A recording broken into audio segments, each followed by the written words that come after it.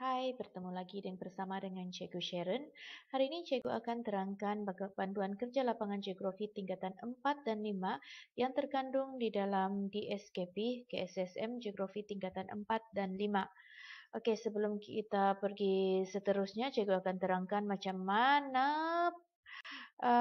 pengenalan kepada kerja lapangan geografi ini. Kerja lapangan geografi ini membantu murid-murid untuk memahami dengan lebih jelas ilmu geografi yang telah dipelajari di dalam bilik darjah, yang mana melalui pelaksanaan kerja lapangan, murid berpeluang meneroka pelbagai isu, mengumpul dan menganalisis maklumat, melakukan tinjauan terhadap pandangan responden dan membuat pertimbangan untuk menyelesaikan sesuatu isu ataupun masalah. Seterusnya pula, murid juga berpeluang meneroka pelbagai isu, mengumpul dan menganalisis maklumat, melakukan tinjauan terhadap pandangan responden dan membuat pertimbangan untuk menyelesaikan sesuatu isu ataupun masalah. Ini juga membolehkan murid menimba pengalaman pembelajaran bekerja dalam satu pasukan, bertolak ansur, hormat menghormati, mengawal emosi, membuat keputusan, menyelesaikan masalah dan bersikap sabar dalam menghadapi cabaran.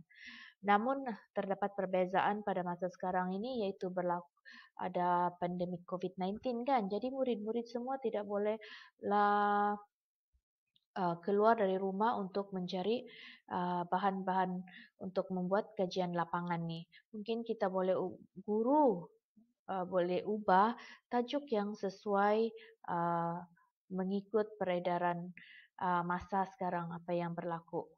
Okey, kita teruskan untuk pengenalan seterusnya iaitu pelaksanaan kerja lapangan adalah berdasarkan pengetahuan, kemahiran dan nilai yang telah dipelajari dalam kemahiran geografi, fizikal dan geografi manusia. Tingkatan 4 murid dah belajarkan geografi fizikal dengan geografi manusia. Begitu juga dengan tingkatan semasa di dalam tingkatan 5.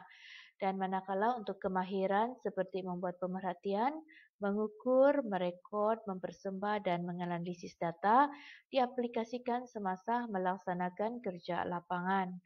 Kerja lapangan perlu dilaksanakan oleh murid sekali di setiap tingkatan. Ini bermakna waktu tingkatan 4, murid juga ada buat kerja lapangan, tingkatan 5 pun ada buat kerja lapangan. Oke, kita pergi seterusnya. Apa objektif kerja lapangan geografi ini?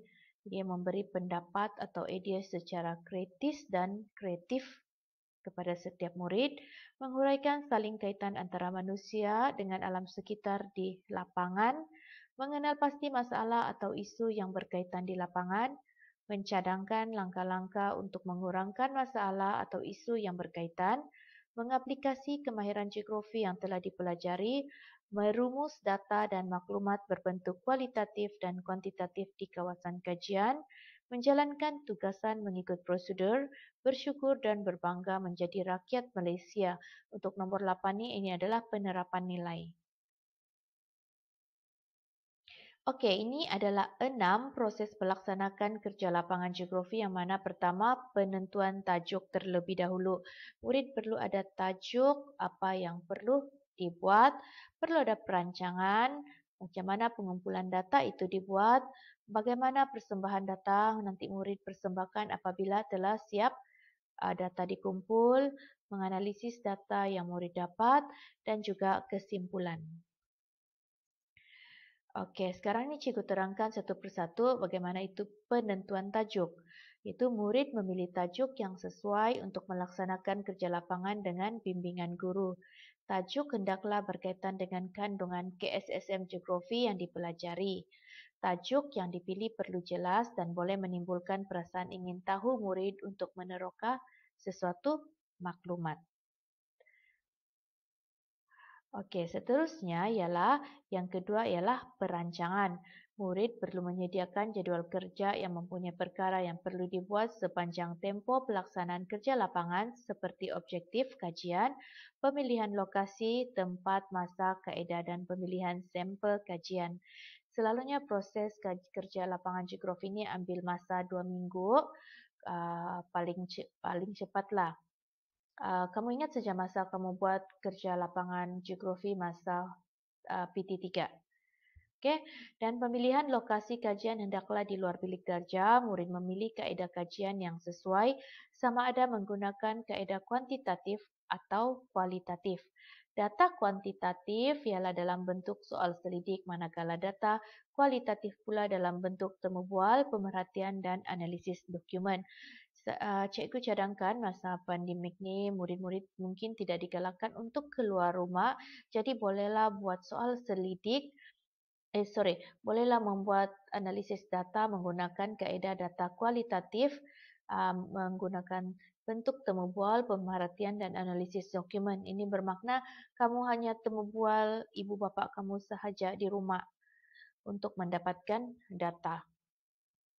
Selain itu, aspek keselamatan perlu dititik berat sepanjang melaksanakan kerja lapangan. Sekiranya kerja lapangan melibatkan permis atau kawasan persendirian, murid perlu mendapatkan kebenaran dan mematuhi prosedur yang ditetapkan oleh pihak yang berkenaan.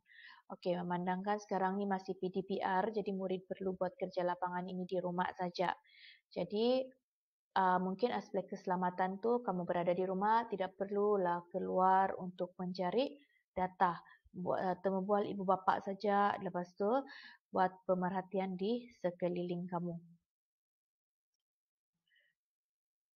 Okey, bahagian pengumpulan data, murid mengumpul data primer atau sekunder secara individu ataupun berkumpulan.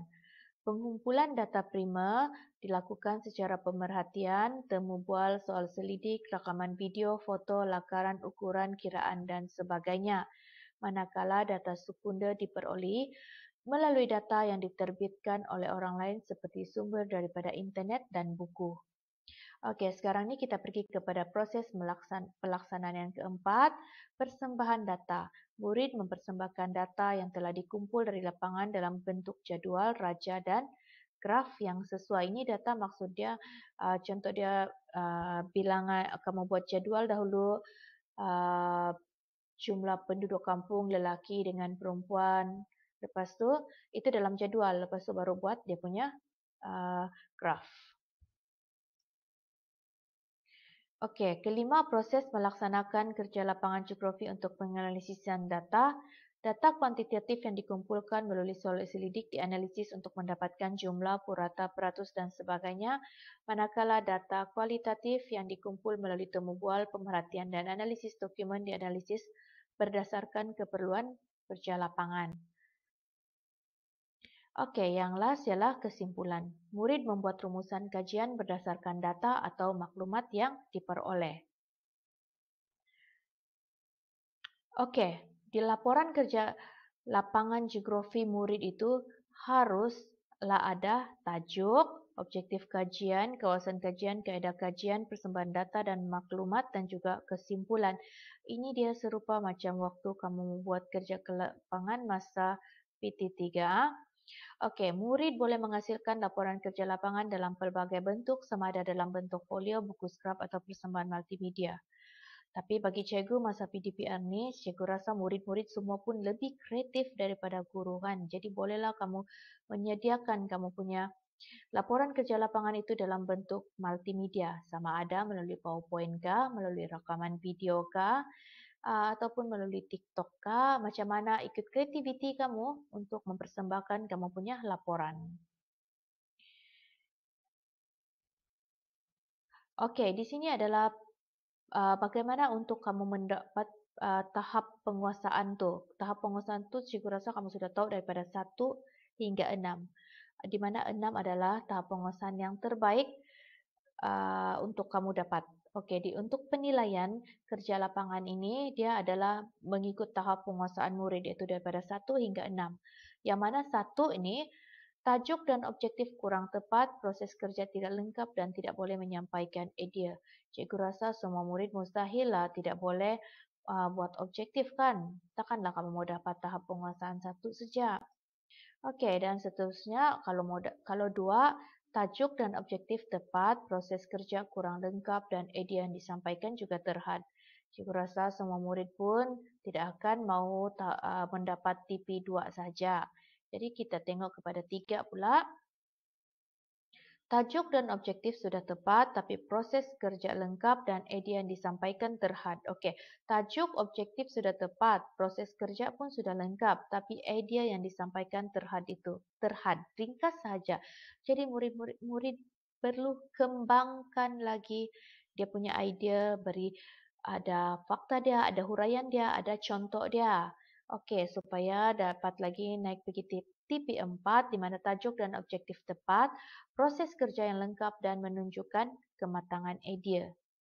Okey, seterusnya ialah kalau mau dapat 5, tajuk dan objektif tepat, proses kerja yang lengkap serta tersusun menunjukkan kematangan idea dan boleh membuat rumusan dengan baik hasil daripada dapatan kerja lapangan. Okey, macam mana pula yang paling tinggi ni TP6? Tajuk dan objektif tepat, proses kerja yang lengkap serta tersusun menunjukkan kematangan idea, boleh membuat rumusan, menghasilkan idea dan membuat persembahan yang kreatif serta inovatif. Jadi kalau sudah persembahan yang kreatif serta inovatif ni, murid bolehlah hasilkan video yang menarik sekali supaya cikgu yang menilai pun dapat menilai kamu dengan baik sekali. Di samping dengan menghasilkan idea kamu tu, kamu bentang sebernas-bernasnya, pasti guru kamu pun akan tertarik. Okey, itu saja untuk panduan membuat kerja lapangan geografi. Untuk video seterusnya lagi, cikgu akan memberi contoh bagaimana untuk membuat kerja lapangan ini. Okey, itu sahaja. Selamat menyiapkan kerja lapangan. Okey, geografi berlaku di sekeliling anda. Terima kasih.